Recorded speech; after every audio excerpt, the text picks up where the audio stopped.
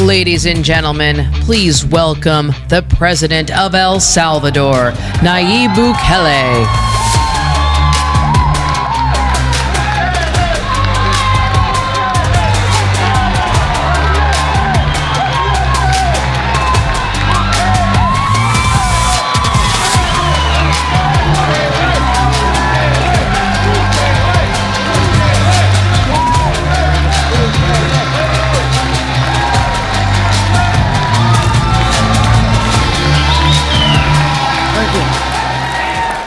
Thank you.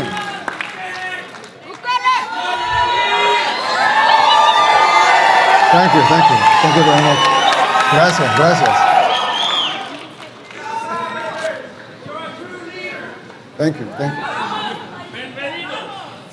Gracias, muchas gracias, muchas gracias. Thank you, everyone. Thank you, everyone. Thanks. Let's have a seat. Thank you. Let's have a seat. Thank you.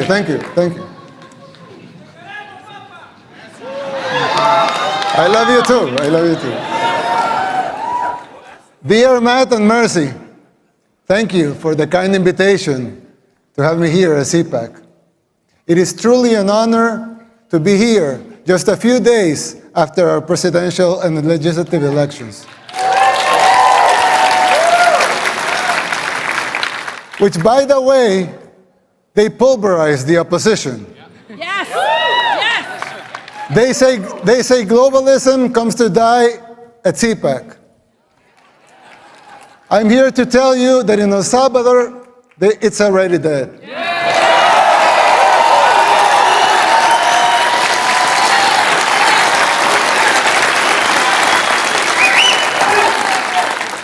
But if you want globalism to die here too, you must be willing to unapologetically fight against everything and everyone that stands for it. Fight for your freedoms.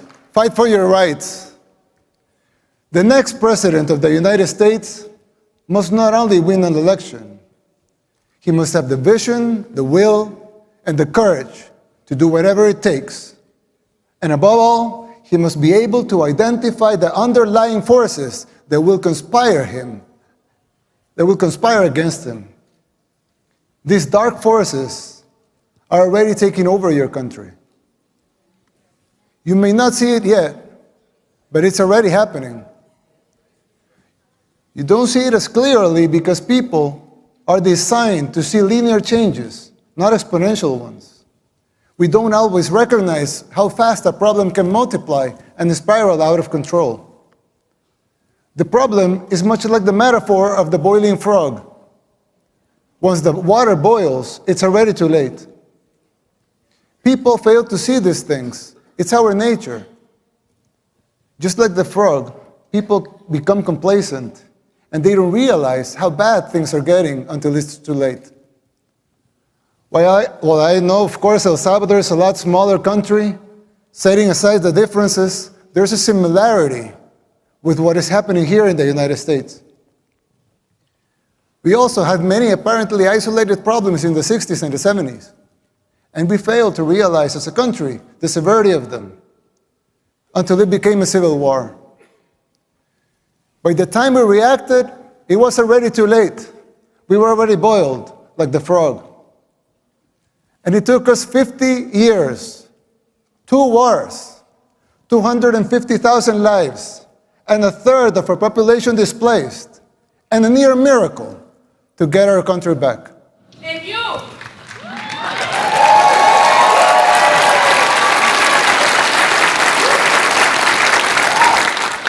As your friend, I want to issue this warning so you don't make the same mistakes we did in the 60s and the 70s. It is not easy to pull yourself back once you're in boiling water. In fact, all the experts said it was impossible. And besides, you don't want to wait 50 years and maybe hope for a miracle to get out of hell. You can still jump before the water boils. Some might say I'm exaggerating, but we can clearly see the signs of a declining society because our own hit rock bottom decades ago. It's like when we see someone getting sick.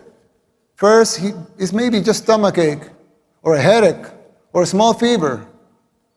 But if you don't deal with the disease, it will only get worse, and then it may be too late.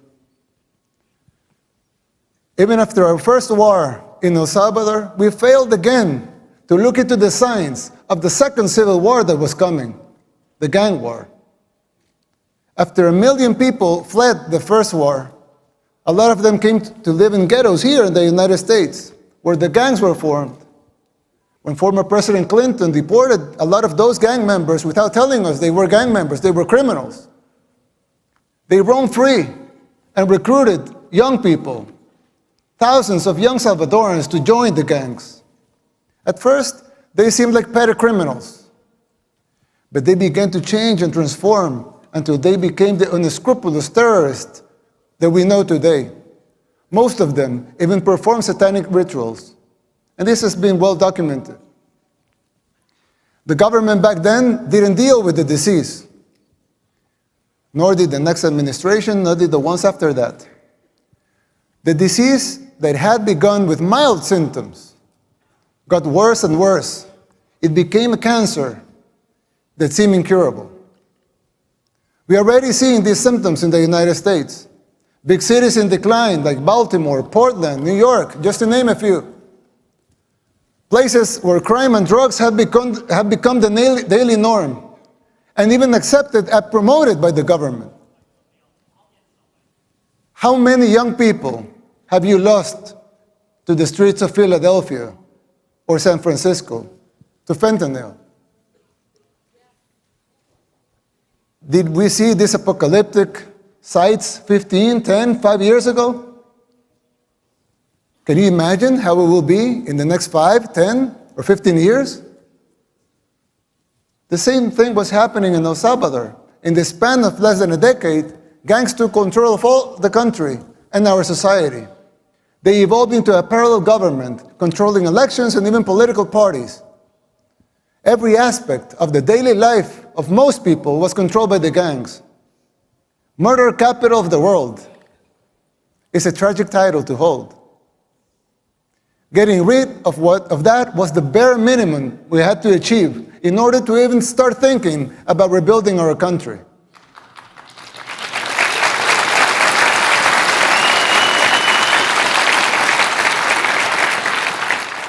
But jumping out of the water when it's already boiling is an almost impossible feat.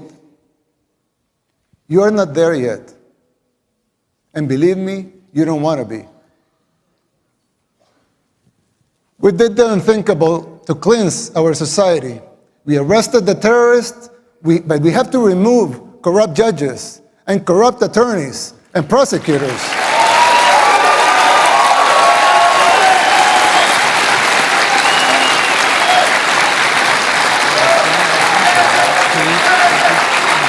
Thank you. Thank you. Thank you. These corrupt judges and prosecutors were setting the gang members free. And Nancy Pelosi. And it wasn't just the gangs. The corrupt system worked in tandem with the so-called international community, the NGOs, and of course the fake news, just like it happens here in the United States.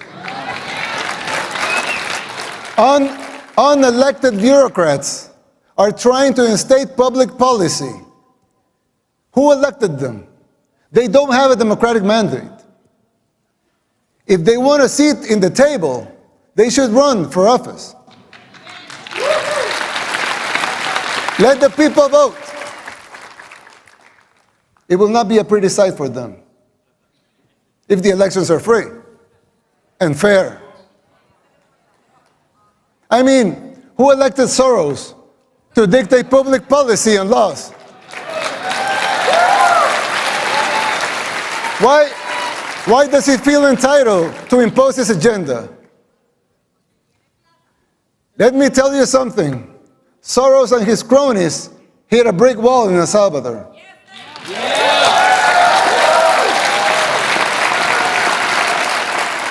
Thank God, and all the glory be to him, Salvadorans are now immune to his influence. No one believes his lies anymore over there. We just had free and fair elections.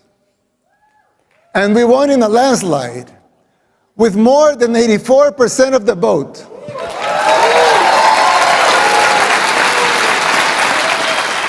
Let that sink in. More than 84% of the people voted to continue our policies. Our victory is unprecedented in the history and modern democracies in the world. They also gave us a supermajority in Congress, more than that. 54 seats out of 60.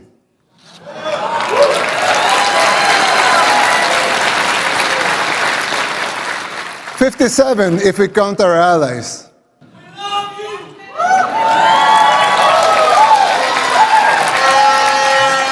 That's 95% of Congress. Let that also sink in. The people of El Salvador have woken up, and so can you. The global elites, they hate our success, and they fear yours.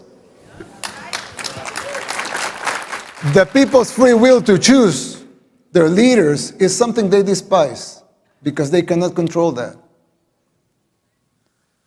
You have experienced this firsthand here in the United States. The global elites control the mainstream media, they finance campaigns, district attorneys, to mention a few. They abuse their powers. They persecute political opponents. In El Salvador, we don't weaponize our judicial system to persecute our political opponents. A practice that may sound familiar to you, but we don't do that there. And who's the dictator? The global elites in the media, they work in conjunction, they run some stories and publish them, same pictures to reinforce their agendas. You're no strangers to that here in the United States. We deal with that in El Salvador too. That is the free press that they talk about? Please. I always criticize the defenders of institutionalism. Not because I don't think strong institutions are paramount and necessary for a democracy, but because I find them very hypocritical. They don't seem to have the same standards for themselves as they are trying to impose on others.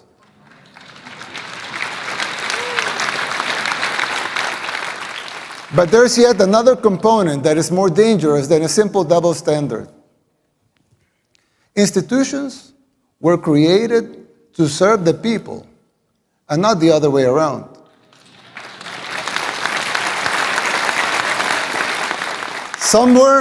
Somewhere along the way, those people forgot their fundamental purpose, which is more important than the institution itself. When the judicial system was created, it was created out of the necessity to bring justice. But now, it seems like survival and control of the judges, of the AGs, among others, are paramount. And the need to bring justice is merely a little more than an afterthought. Another example, the police was created to bring law and order. Let them seek law and order then.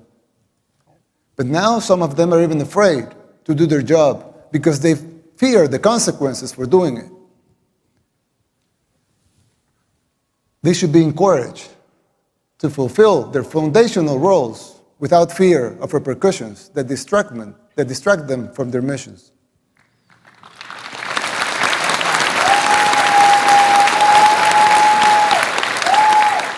If the police was created to bring law and order, let them bring law and order. If the judicial system was created to bring justice, let them bring justice. Let them protect their purpose at all costs. Same goes with the press. Let them be free. A democracy needs a free press. But to enjoy that membership, you must adhere to your duty as a reporter. Report the facts. Don't be a puppet of those who finance you or finance the organizations that you work for.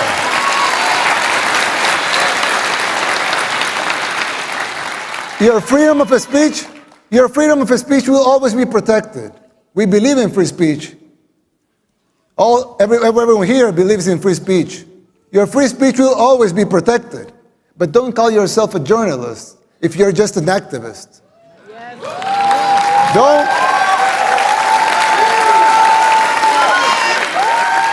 Don't call yourself independent if you depend in open society. Sarah's NGO for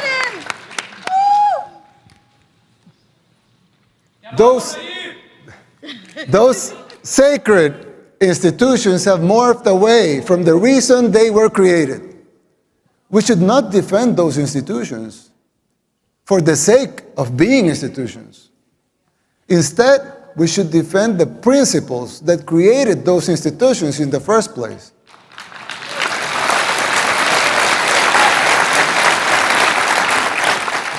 It's troubling to see that this is happening everywhere. Not only in El Salvador, in the United States, it's happening everywhere.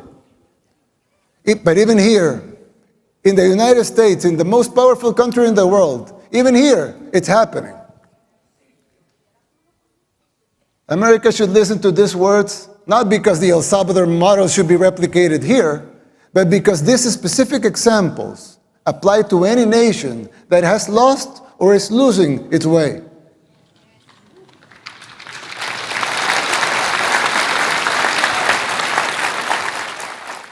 Ask yourself why this is happening, who is supporting it, and whether it's by ignorance or by choice.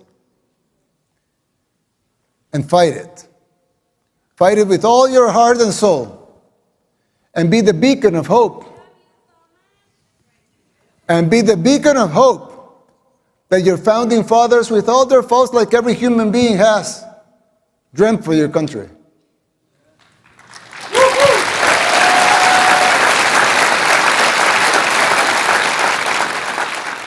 Fight for your freedoms, for your rights. Fight for the original purpose of these institutions and not their mere existence. It's still not too late. It can be done. It is time to erase these new paradigms that have been imposed in the recent years that make no sense. If you just free your minds from those invisible chains, you could do it.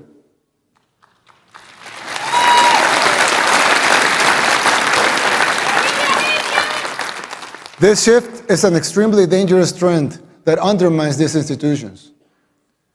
Effectiveness and their credibility is at stake, both home and abroad. This is a warning from a friend.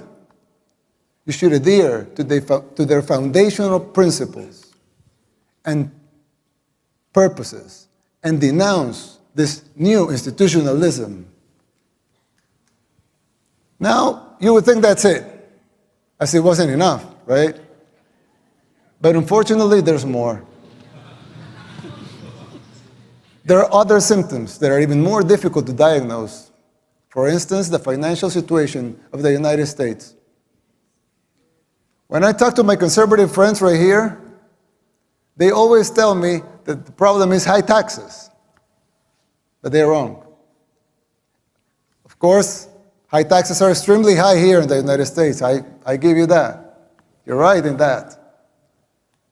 But that's not the real problem.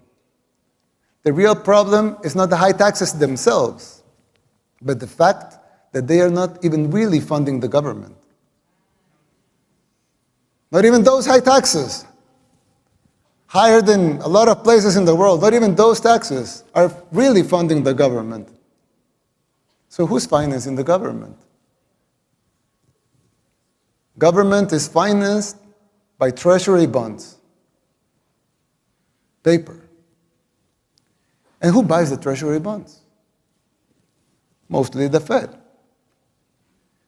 And how does the Fed buy them? By printing money. But what backing does the Fed have for that money being printed? The Treasury bonds themselves. So basically, you finance the government by printing money out of thin air. Someone could ask, well, so if the government can print unlimited amounts of money out of thin air, why do they collect taxes?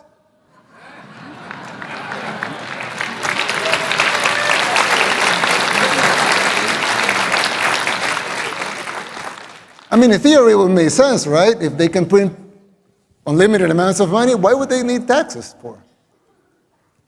The answer is simple, but it's very shocking. The real problem is that you pay high taxes only to uphold the illusion that you are funding the government, which you are not. It's shocking, but it's true.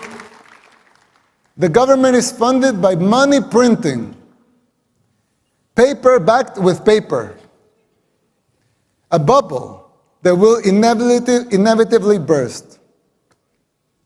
The situation is even worse than it seems, because if most Americans and the rest of the world were to become aware of this farce, confidence in your currency would be lost, the dollar would fall, and the Western civilization with it.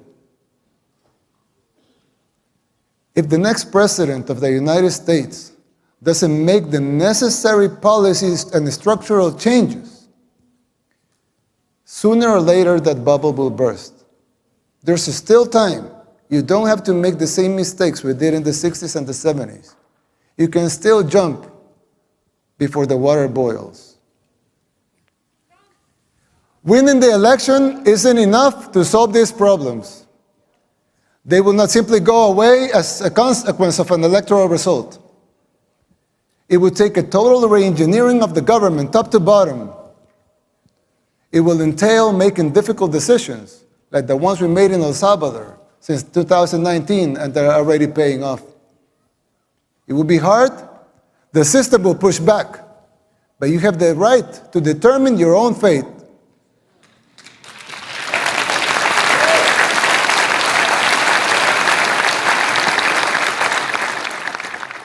Salvadorans did the same. The decision for the direction of our nation was ours, and it continues to be ours. We didn't tolerate being told what to do. In doing so, we did the unthinkable. Against all adversity, we transformed El Salvador from the most dangerous country in the world to the safest in the Western Hemisphere.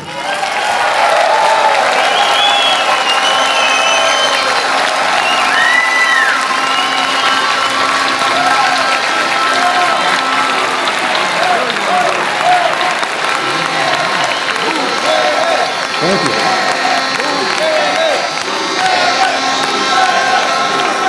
Thank you. We did it by defying the global elites. We told them no more. And that is my message to you. Put up the fight, because it is, in the end, it will be worth it. It has been for us, and you will have your country back. May God bless you. May God bless the people of the United States. May God bless El Salvador and the future of both our nations. Thank you very much.